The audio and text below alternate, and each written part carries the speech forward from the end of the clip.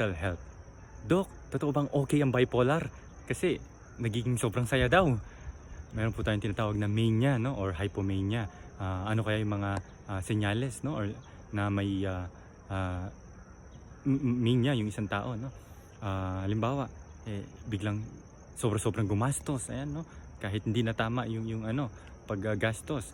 Kaya hindi ang taong nasa mania, hindi yan makatulog, hirap yan makatulog, magdadaldal yan, punong-puno ng energy, ano? Gumagawa ng mga bagay na pagkatapos ng mania ay pagsisisihan naman, ano?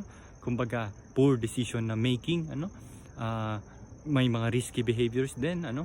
Sugal or mga anong tawag dito, risky na mga sexual behaviors, no? Yan ang mga yan ay parte ng mania. So, hindi lang siya basta sobrang saya, no? May mga bagay din na masabi natin hindi normal.